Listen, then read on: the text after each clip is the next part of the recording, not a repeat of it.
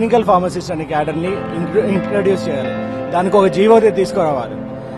మేము మాటల్లో చెప్పినట్టు మేము నాణ్యమైన వైద్యం అందిస్తామనే మాటల్లో కాకుండా చేతల్లో రావాలంటే మాకు క్లినికల్ ఫార్మసిస్ట్ అనే క్యాడర్ ప్రతి గవర్నమెంట్ హాస్పిటల్లో, డ్రగ్ ఇన్ఫర్మేషన్ స్పెషలిస్ట్ ప్రతి గవర్నమెంట్ హాస్పిటల్లో ఉన్నప్పుడే నాణ్యమైన వైద్యం అందరికీ అందుతుంది.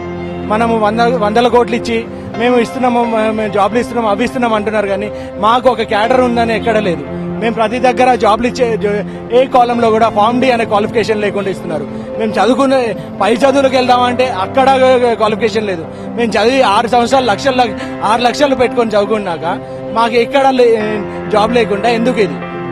ప్రస్తుతం 5,000 మందికి పైగా పాస్ అవుట్ వాళ్ళు ఉన్నారు సార్, ఫార్మ్ డి డాక్టర్స్ ఉన్నారు.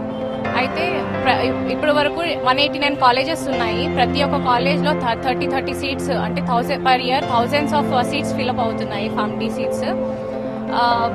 మెయిన్లీ జాబ్స్ దగ్గరికి వస్తే మాకు ఒక క్యాడర్ కావాలి అని కోరుకుంటున్నాము. Ministry of health Kamineni Srinivas గారిని కలిసాము, చంద్రబాబు నాయుడు గారిని, తెలంగాణ నుంచి కేసీఆర్ గారిని కలిసాము. వాళ్ళు లెటర్స్ ఫార్వర్డ్ చేస్తున్నాము, అర్జీలు పెట్టుకున్నారు, లెటర్స్ ఫార్వర్డ్ చేస్తున్నాము అని అంటున్నారు. కొన్ని ఇయర్స్ నుంచి ఈ లెటర్స్ ఫార్వర్డింగ్ జరుగుతుంది సార్. ఇంతవరకు మాకు ఎటువంటి సొల్యూషన్ దొరకలేదు. అందుకే ఈ రోజు మేము ఈ ధర్నా ర్యాలీ నిర్వహించాల్సి వస్తుంది. థౌజండ్స్ ఆఫ్ స్టూడెంట్స్ రోడ్ల మీద ఉన్నారు.